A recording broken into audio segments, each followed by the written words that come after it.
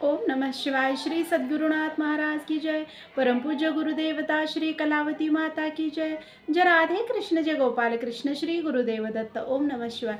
आजचा अनुभव खूप सुंदर, हेमंत स्वामी म्हणून आहे, त्या दादांनी हा अनुभव शेअर केलेला आहे। तर हेमंत दादा म्हणत होते की मी जवळजवळ 21 वर्ष झालं आईंच्या मार्गामध्ये आहे आणि मी 8वीला असताना आईंच्या मार्गात पहिल्यांदा आलो म्हणतात।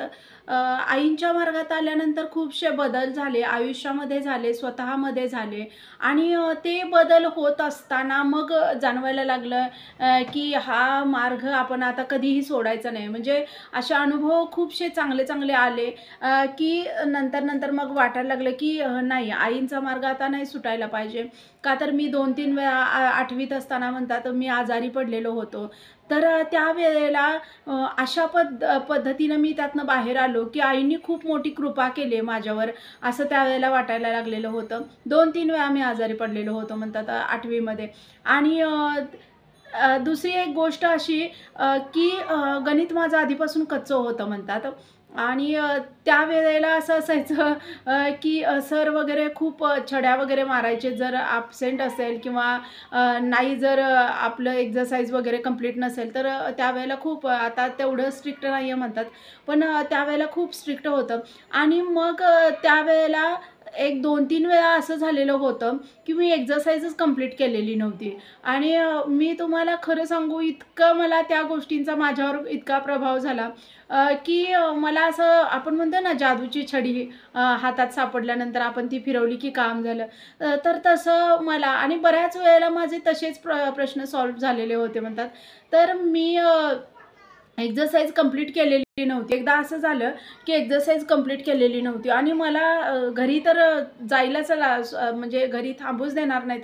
घरी तर सुट्टी घेऊ देणार नाहीत आणि मग मी पोट दुखतंय नाटक केलं वगैरे, बरीच नाटकं झाली. पण आईनं ओळखलेलं होतं, मला शाळेला पाठवलं आणि मी त्या दिवशी की म्हणजे मी फक्त बालोपासनेला जायचो म्हणले आणि पुस्तकातलं वाचन वगैरे ते बालोपासनेच्या आधी असतंय ते तेवढं ऐकायचो. नामस्मरण काही एवढं असं करत नव्हतो. पण ना जाताना शाळेमध्ये मला इतकी भीती वाटायला लागलेली, की आज म्हणजे सरांच्या छड्या खाणार आहे आपण वगैरे. तर मी आई मला वाचवा असं मी म्हणत चाललेलं होतं म्हणतात की आई मला यातून वाचवा, आई मला यातून वाचवा आणि काहीतरी होऊ द्या आणि सर आज चेक करायला नकोत, एक्सरसाइज आज चेक करायला नकोत. असं मी म्हणत शाळेपर्यंत गेलो म्हणतात आणि असं झालं म्हणतात की शाळेत मी गेलो आणि सरच आले नाहीत त्या दिवशी. म्हणजे जे मॅथ्सचे टीचर आहेत ते आलेच नाहीत म्हणतात. हे पहिल्यांदा असं माझ्यासोबत झालं आणि मला फार त्या गोष्टीचं हे वाटलं की मी आईंचं नाव घेत गेलो आणि मग आम्ही जिथं ह्याला जायचो म्हणतात बालोपासनेला, तिथल्या जे काकू होत्या त्यांना मी ना असंच मी त्यावेळेला 8वी-9वीला आणि मी त्यांना बोललो की "काकू" आणि मी असं-असं म्हणत गेलो, "आई मला वाचवा" आणि त्या दिवशी आमचे टीचरच आले नाहीत वगैरे मी त्या काकूंना सांगितलं. काकू फार हे होत्या. तर काकू म्हटल्या, "बघ आईनी मदत केली ना, पण असं नाही करायचं, अभ्यास करायचा आणि जर येत नसेल तर ते सारखं-सारखं प्रयत्न करायचा. आईंना सांगायचं की मला यातनं मार्ग दाखवा. मला हे समजलं पाहिजे, मला हे आलं पाहिजे आणि तुम्ही यातनं मला मार्ग दाखवा." असं आईंना सांगायचं. असं नाही, पळवाट नाही काढायची. पण आईनी तुला ह्या वेळेला वाचवलं ना, तर पुढच्या वेळेला सांगायचं की तुम्ही मला वाचवा असं म्हणायला लागू नये. तर आई तुमच्या कृपेने मला खूप छान यायला लागलंय असं म्हणावं. इतकी व्यवस्थित तयारी करावी आणि इथून पुढं कधीही काही अडचण आली तर ओम नमः शिवाय म्हणत जा. असं त्यांनी त्यावेळेला मला सांगितलेलं होतं म्हणतात आणि मग मी त्याच्यानंतर मग तसंच म्हणायला लागलो म्हणतात ओम नमः शिवाय आणि मग त्या काकू मला बोलल्या की शाळेला आता असा अनुभव आलाय ना, लक्षात ठेवायचं. तू आता इथून आई मला वाचवा असं म्हणत जात होतास. तर शाळेला जाताना ओम नमः शिवाय म्हणत जायचं. येताना ओम नमः शिवाय म्हणायचं. रोज अंघोळ झाली की बालोपासना म्हणायचं. हे त्यांनी सांगितलं आणि तुम्हाला खरं सांगू म्हणतात, त्या वयापासून मी ती गोष्ट फॉलो करायला लागलो. म्हणजे मला खूप त्या गोष्टीचं हे वाटलं आणि नंतर काकू जे बोललेल्या होत्या ते माझ्या डोक्यात मी घेतलं आणि मी म्हटलं मला आई खूप मॅथ्स अवघड जातंय आणि तर मला योग्य असं मॅथ्स यावं, मला अगदी व्यवस्थित मॅथ्स यावं. तर तुम्ही हे करा, माझ्यासाठी ना काहीतरी करा, की मला मॅथ्स अवघड जाऊ नये. आणि तुम्हाला सांगू म्हणतात आमचे जे टीचर होते मॅथ्सचे, ते म्हणजे थोडे स्ट्रिक्ट होते म्हटले.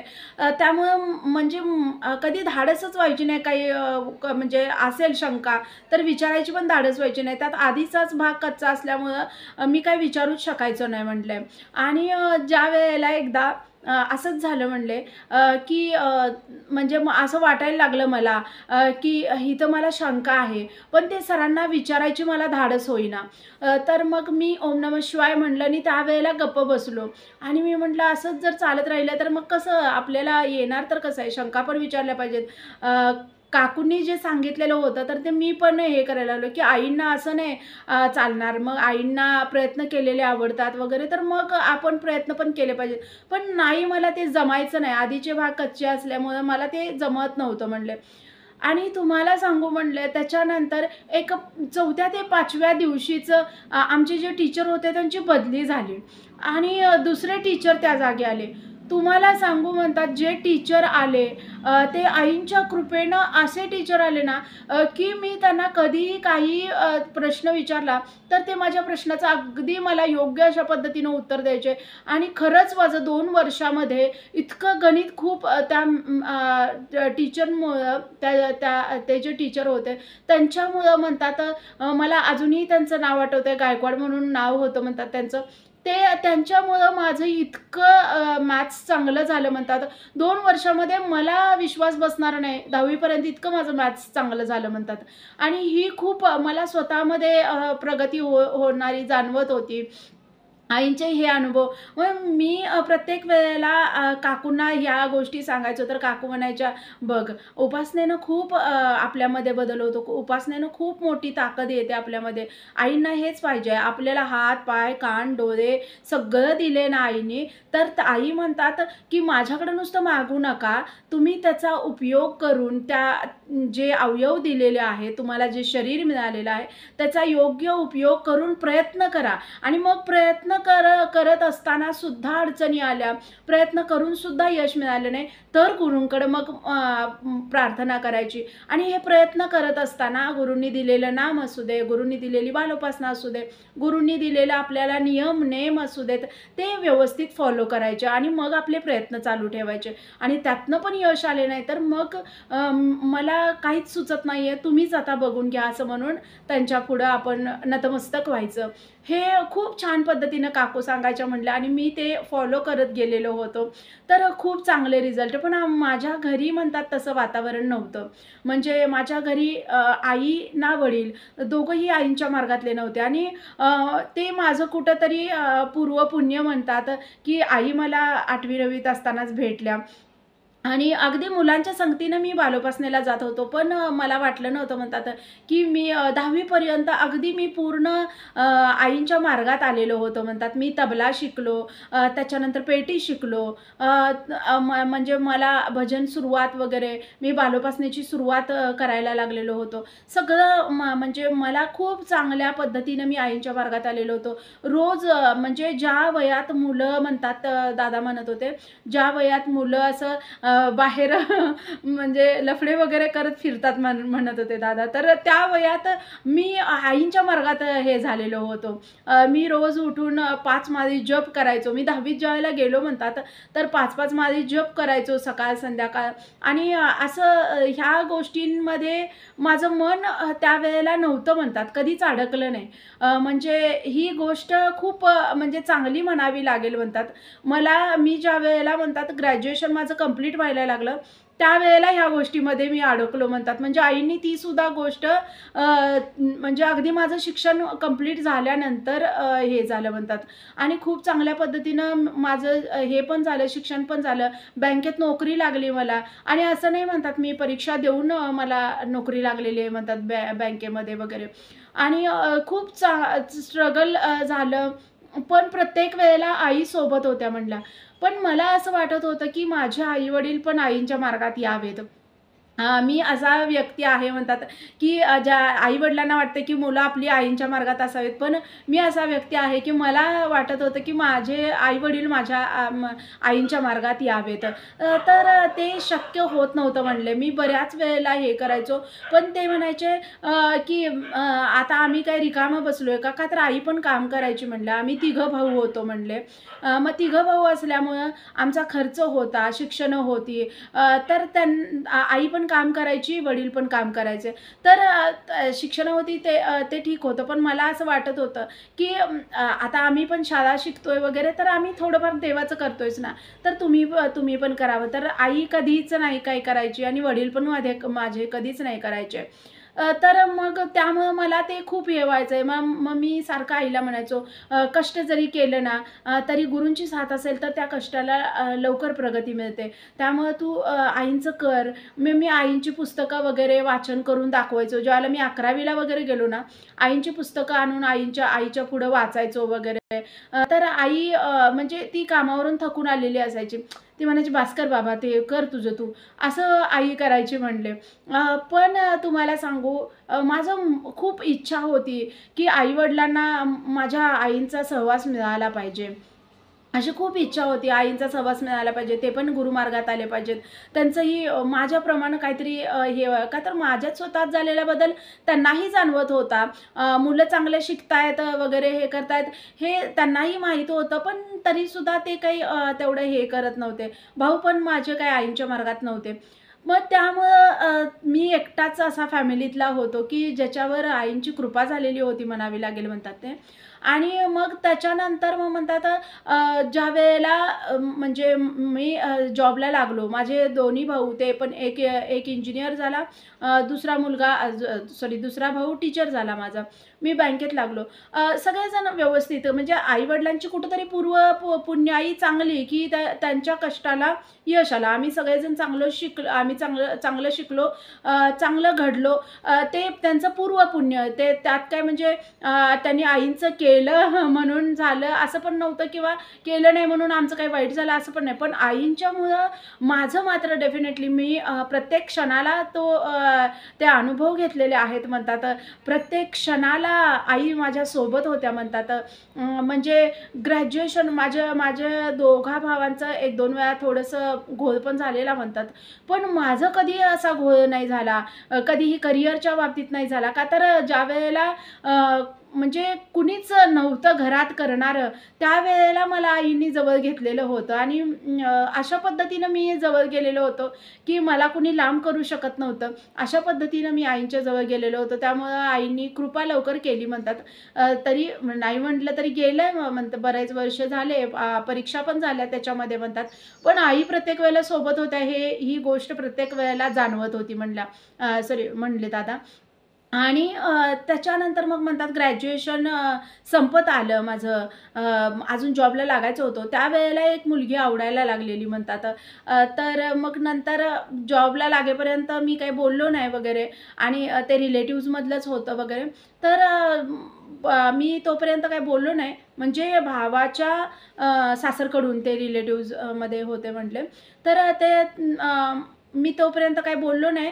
मग माझा जॉब वगैरे लागला वगैरे. त्याच्यानंतर मग मी बोललो आणि मी आईंना प्रार्थना करत होतो, की ही मुलगी मला वाटते, की आयुष्यभर हिची साथ मला मिळावी. तर मी त्यावेळेला प्रार्थना करत होतो म्हणले, की आईंना फक्त मी बोललेलो होतो. बाकी कुणालाही त्या मुलीलाही मी बोललेलो नव्हतो म्हणले, की आई मला असं वाटतंय आणि जर ही व्यक्ती योग्य असेल माझ्यासाठी तर मला जॉब लागेपर्यंत मी व्यवस्थित सेटल होऊपर्यंत हिचं लग्न होऊ देऊ नका. आणि सेम तसंच झालं म्हणले, की तोपर्यंत तिचं लग्न झालं नाही आणि मग नंतर मला जॉबला लागल्यानंतर मी व्यवस्थित मिळवायला लागलो आणि त्याच्यानंतर मग मी घरी बोलल्यानंतर मग घरच्यांनी पण विचारलं वगैरे, तर त्यांच्याकडून पण होकार आला आणि आमचं लग्न पण झालं. तर मला आधीपासून वाटत होतं, आई-वडिलांना तर मी आईंच्या मार्गात नाही आणू शकलो, भावांना पण नाही आणू शकलो, पण माझी बायको तरी निदान मला आईंच्या मार्गात पाहिजे. पण अशा व्यक्तीशी लग्न केलं होतं, की म्हणजे ती आईंच्या मार्गात नव्हती.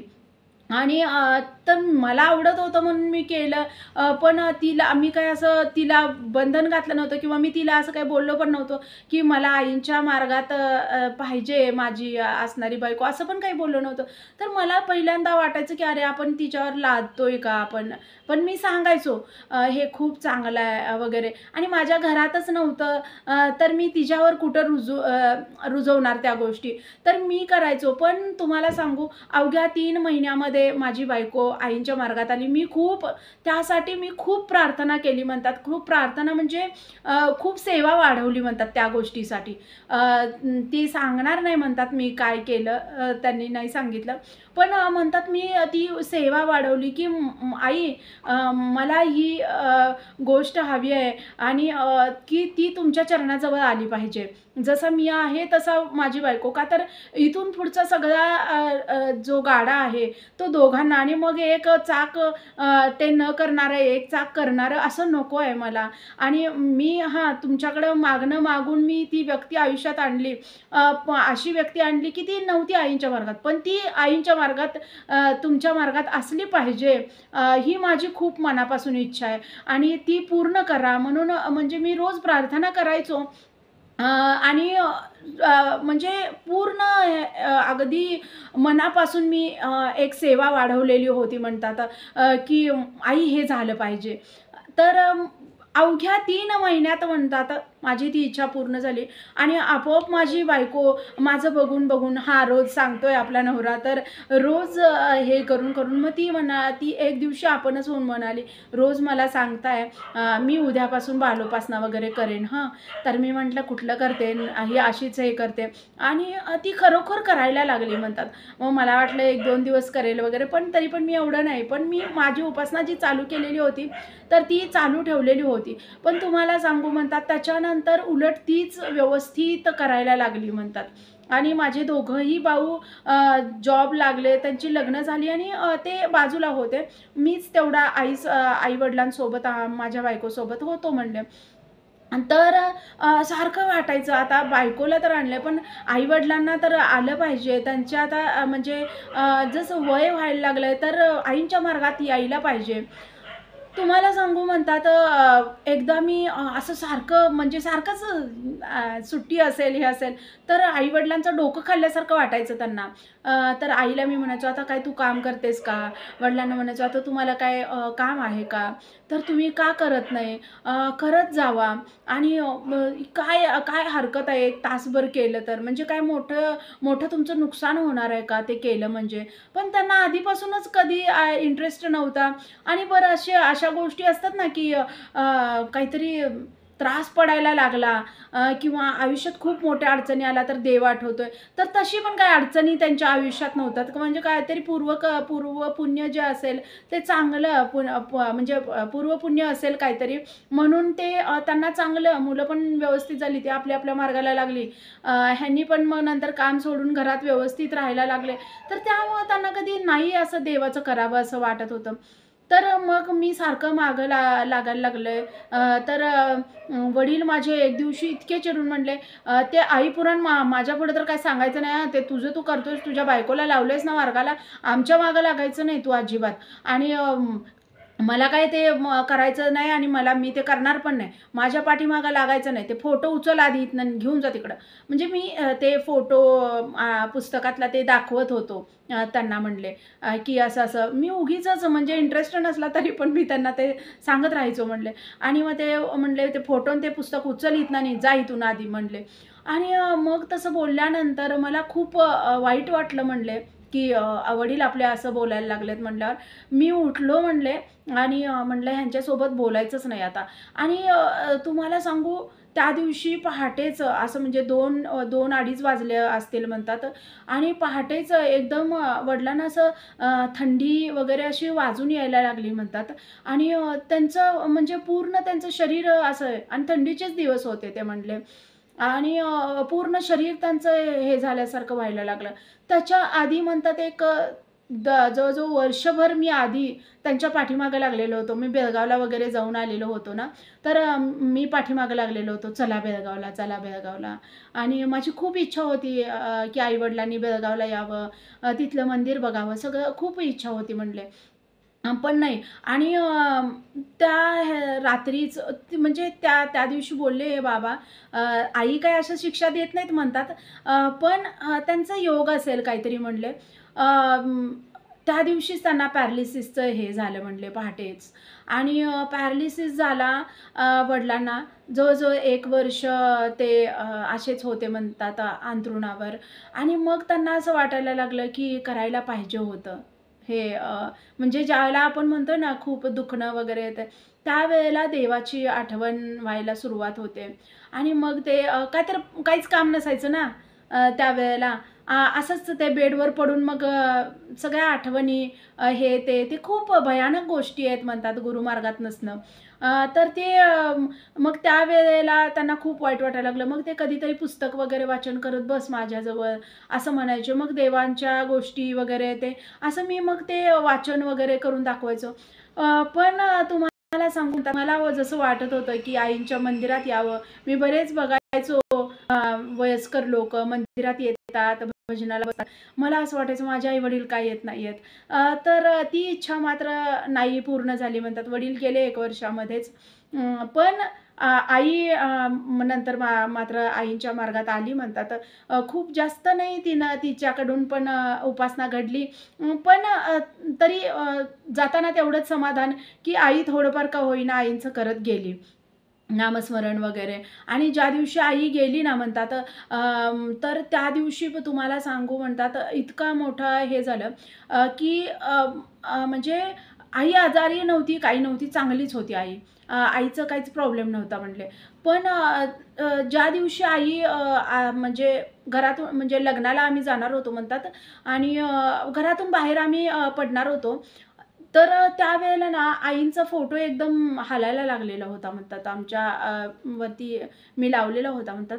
तर तो फोटो एकदम हालायला लागलेला होता आणि तो हालताना मी म्हटलं, "अरे, हवा नाही." तो एक खूप मोठी आश्चर्याची गोष्ट आहे म्हणतात. काही एकदम हवा नाही, काही नाही आणि तो फोटो हालत होता म्हणले आणि तो फोटो हालत असताना मी म्हटलं, "अरे, हवा नाही आई." आणि मी माझ्या मिसेसला पण दाखवलं, "हे बघ," म्हणले, की "अगं, फोटो कसा काय आईंचा हालतोय?" तर त्यांना पण आश्चर्य वाटलं म्हणले. मग ते सगळे रूममध्ये जाऊन बघून आले, की कुठलं काय उघडं राहिलंय का? हवा कुठून यायला लागली? बरं हवा येत असतील तर आम्हाला पण जाणवलं असतं.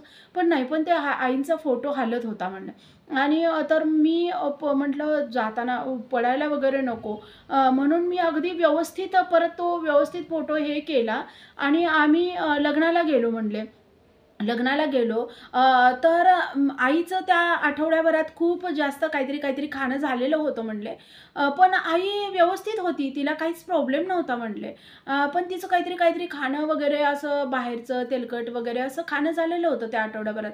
लग्नात पण गेल्यानंतर तिथलं खूपसं मसालेदार वगैरे तिनं खूपसं खाल्लं.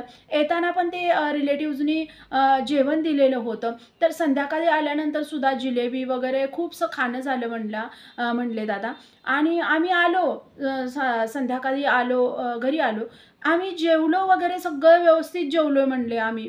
त्याच्यानंतर तिघांनी मिळून नामस्मरण केले, सगळं व्यवस्थित आणि अचानक म्हणतात म्हणजे जवळ-जवळ 6, 6:15 वाजले असतील म्हणतात आणि एकदम अ, हे झाल्याचा आवाज आला, काहीतरी पडल्यासारखा आवाज आला आणि बाहेर येऊन बघतोय तर आईंचा फोटो जो लावलेला होता, तो वरनं खाली असा आलेला होता. म्हणजे वरती असा खिळा होता, त्याला तो लटकलेला होता. म्हणजे मी असं ते बांधलेलं होतं म्हणले खिळ्याला, असं काही पडलं नाही. पण तो वरनं खाली आलेला होता म्हणले तो फोटो आईंचा आणि तो फोटो खाली आला आणि मी म्हटलं आणि ते भिंतीला हे झाल्यानंतर थोडं हे झाल्यानंतर आवाज आला होता आणि तर मग मी म्हटलं, "काय हे झाले?" आणि म्हणजे आम्ही जागेच होतो त्यावेळेला.